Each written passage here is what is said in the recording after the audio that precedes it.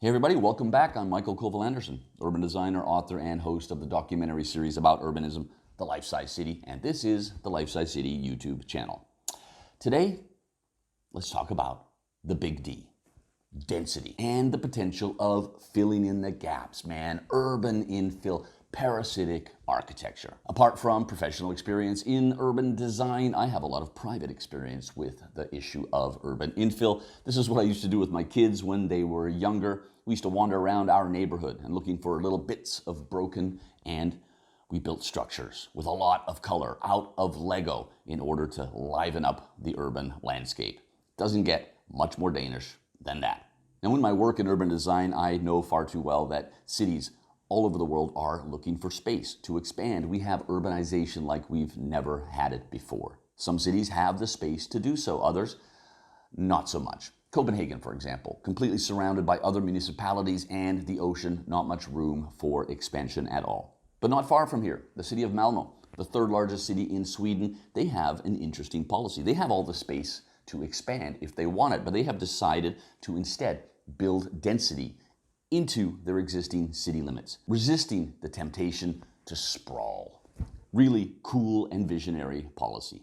When I work in North America, I know that things are very different. One example here is Hamilton, Ontario, Steel Town, a city with some heritage buildings left standing, but with so many gaps in the teeth, like an old prize fighter. And this is the case with so many North American cities. Heritage buildings knocked down at some point in recent history and nothing put into place to replace them. Owners and developers just biding their time, just putting in some asphalt parking lots while they wait to build at some point in the future. Look at all of that unused space. And that's just what I could see from that angle from this photo from a helicopter. Where is the visionary city policy that forces the owners of these properties, or the developers as well, to activate the space, put it to good use while they're waiting to build something on it? Create temporary housing, public space, parks, skate parks, urban farms. Man, the list is long. Anything is better than just parking lots. It's the same thing in many North American cities. This is another one, Windsor, Ontario. But at least in Windsor, in the neighborhood of Ford City, they have taken down the walls of these empty lots, allowing public access for the citizens from street to street. And I think that is pretty cool. Tiny houses, man, they are a thing. Hashtag tiny house on Instagram and you will be scrolling for days. A lot of it is a cute little tiny house cabin in the woods of Colorado or along a fjord in Norway. But I am seeing an exponential increase in the amount of tiny houses that are being thought into the urban context. Like so many other aspects to urbanism, man, we are going back to the future. In Hamilton, like in so many North American cities, it was completely normal for decades to have small dwelling units on the properties facing out to the laneways, that back alley system that is very typical in North America. The pink one here is from 1895. Often it was single workers from the steel mills who populated these dwellings and the laneways, creating effectively thriving mini streets in the city. In the 1950s, it was made illegal. Buy a car and get out to the suburbs, you bum. But recent activism, certainly in Hamilton, has forced the city to rethink, to reboot, and to reverse these laws from the 1950s. It is now allowed to live in these small dwellings on the laneways, but also to build new ones. They're desperately trying to get density back into the depopulated downtown. I cover this topic in the Hamilton episode of The Life-Size City in Season 3. Check it out there. I've also heard that many other cities in Canada and the United States have also reversed these old laws from the 1950s to allow for the same thing. I met a developer in Los Angeles earlier this year who is really putting all of his money on tiny houses, or ADUs, accessory dwelling units, in the dorky language of American urbanism. But he sees the potential for literally hundreds and hundreds of thousands of these tiny homes in Los Angeles alone. Super cool. A couple of friends of mine in Finland have developed this tiny house. Might look like a lot of the other ones, but this one is very, very different. It is completely self-sufficient, completely and utterly off the grid. Takes you 2 days to assemble it wherever you want, and it has no connection with public services at all. They're looking at making small eco-villages in cities around the world, and also in locations that we normally don't think about. One of the main hurdles we face, one of the main problems is, developers. Hopelessly at the back of the line in this age of urbanism, ultra-conservative, resistant to change, often ignorant that it's happening all around them. Still just building homes with large footprints because that's what they've been doing for decades. Completely unaware of the fact that we have more singles in our societies than at any other point in human history. We have a lot of students in our cities as well. We need smaller homes, and people are telling us that they want them. With all of these gaps being filled in cities around the world, I took a long, hard look at my own neighborhood here in the city of Frederiksberg. Already Denmark's most densely populated city, 12,000 inhabitants per square kilometer. Man, you might think it's a bit difficult to find even more space. But then I noticed something. You know what that was? I noticed a lot of buildings like this. Buildings with gaps between them, incomplete facades.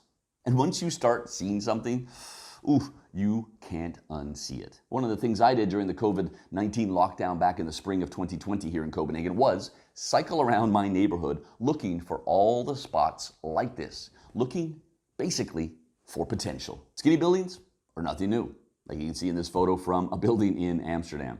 And even here in Copenhagen, we're building entire new developments down in the harbor with this skinny typology.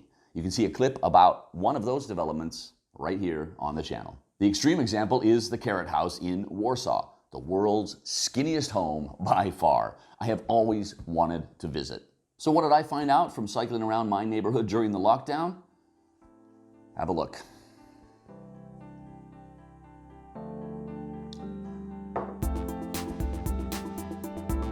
Yep, I found potential, lots of it. Potential for improving density, but also for some good old-fashioned parasitic architecture. This is a map of suitable locations that I found in my neighborhood. Man, they are everywhere. According to my calculations, I found the space for about, give or take, 250 small homes in the city of Frederiksberg alone. You could easily squeeze 4 small units into a gap like this one, for example. It's amazing. Apart from providing housing, it would also complete the facade. It would improve the wind conditions in the back courtyards that are very typical here in Copenhagen. Designing them would be fun too. Think about it, man. Super modern, all the space management facilities we could throw at them. There would be no end to the creativity. So much potential. Okay, let's move on. Shopping malls. I hate shopping malls. I try to avoid them like the plague. Oh my God. There's a huge one here in Copenhagen. It's called Fisketorvet, which means the fishing square. And the irony never ceases to amaze me all over the world, how developments are often named after the things that used to be there, the things they killed off in order to be there. This used to be the location of the old fish market on the harbor. They've been trying to rebrand it lately as Copenhagen Mall, but this mall has always been a flop. It should never have been built. I used to live in the neighborhood nearby, and I was forced by necessity to use this mall because back in the day there was a post office, there was a hardware store, and I needed to get stuff from these places. It was a really interesting observation back then that I made. The locals, the people from the surrounding neighborhoods who had to go to this mall for various reasons, like in the wintertime, they would leave their jackets on. You could spot the locals by the ones who are wearing their jackets. They would just go into a shop, do their thing, and leave again. All the suburbanites who came in, they took off their jackets, they put them into shopping carts, and they made an event out of it. It was a day out for them. Oh, man, and the funny thing is that it's 10 minutes away from an amazing network of pedestrian streets in the medieval city center of Copenhagen. Oh, shopping malls. But hey, it's there. It's not going anywhere anytime soon. I noticed that the rooftop parking of this shopping mall was empty. There were only a couple of cars on it. And then I thought about Tokyo and playing football on the roof of a shopping mall, which I did during the Life Size City episode in that city. It was so cool, right in the heart of Shibuya. So I did a whole bunch of geeky stuff so that you don't have to. I went onto Google Earth and I looked at every satellite image that had been recorded of the roof of this building since 2000 when it was built. And I was absolutely shocked at the low occupancy of the parking. Now sure, satellite images could be taken in the morning when the mall isn't even open, but there are enough images since 2000 to really establish a pattern. I've also popped by just over the last couple of weeks during peak hours for the mall, went up to the roof to have a look at it, and I can confirm that the satellite images are a fair representation of reality. So here are all of the satellite images since 2000 with every single car parked on the roof included for reference.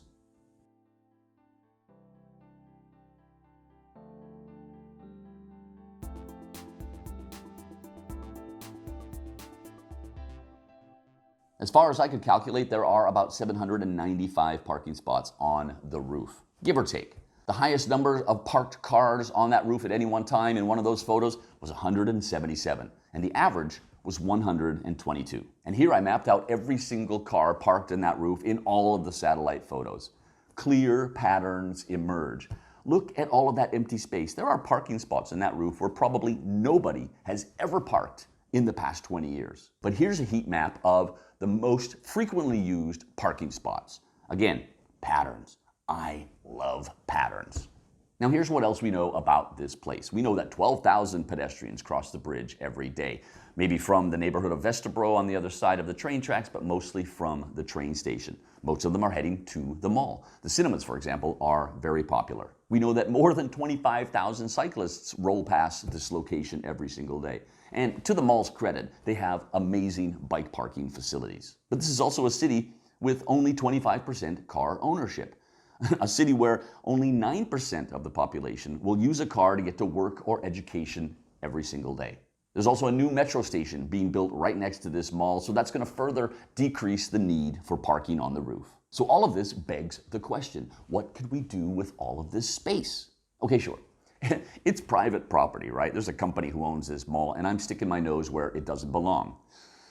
But I just think that if you possess so much valuable space, so many valuable square meters in the heart of a densely populated city that needs extra space, a certain level of responsibility is built into the equation. Now, first of all, I'm thinking that if I'm looking at the averages and the mall wants to keep some of the car parking, this is what we could do. Concentrate 254 car parking spots right there where people have shown over the past 20 years that they actually want to park. That'll take up about 9,300 square meters, which leaves us with 14,000 square meters to play with. What could we do with that? First of all, I think maybe we could just make some urban farms, increase local food production, provide a higher level of biodiversity here in the city. Incredibly important. I don't know, we could just put them here along the sides where there's a bit of space. And then we have this huge space up at the top. That leaves us with 12,000 square meters to play with. Do you know what 12,000 square meters is? It is 40 tennis courts, or it's a football pitch and 15 tennis courts. It's also enough space for a BMX track and a skate park. How about a skating rink in the winter like many other places in the city? Or putting up a bunch of tiny houses, creating a little eco-village community, super urban in the heart of Copenhagen. Why not? I'm just freestyling here. I'm just throwing out ideas. That is a lot of space and a lot of potential. It could easily be a business model, charging rent for urban farms, tiny houses, charging people to use whatever facilities you put up on the roof, the tennis, the skating, you name it. At the moment, no money is being made on most of that area. I also discovered that the owners are planning to expand the mall and also add office buildings and hotels. I can understand if you've been owning this flop for so many years, you really want to expand into other areas. And as you can see in this rendering, they're also going to improve the facade, the look of Copenhagen's ugliest building. But you can also see from this rendering that really, they've given up all hope on that rooftop parking. They couldn't even Photoshop extra cars in it to make it look like it was busy. It's like they kind of understand the reality that they're facing. So much potential. Now, at the last minute, I decided to look at an urban shopping mall here in my neighborhood, very close to where I live, Frederiksberg Center. They added car parking just a few years ago, and as Google Earth reveals, same story. Complete waste of space. So many other things could be put into place there instead of just black asphalt creating a heat island in the heart of a densely populated neighborhood. So tell me, I'm just freestyling here, right? What do you think? What kind of crazy ideas do you have in your heads for how we could use the space on top of all these shopping malls here in Copenhagen, but really anywhere around the world. Let me know down in the comments. One last thing before I leave you, this is Nordhavn, North Harbor, one of Europe's largest developments, underway as we speak. They're desperately filling in the land, creating more land, and are working on a massive development. By all accounts, it looks like they're going to make a lot of the same mistakes that they made back in Ørsted, another failed development here in Copenhagen. You can see a clip about that here on the channel. Maybe on a smaller scale, but still. One thing that I don't understand about this development is that they're saying they're going to create homes for 40,000 people and 40,000 workplaces. But it is clear for everyone to see that they're not building in the density that the traditional neighborhoods in Copenhagen have enjoyed for a very long time. They're basically making a suburb like it's 1955. Ooh, there's some sustainable bells and whistles on it to make it look pretty, but they are just not learning from the mistakes made in so many places around the world.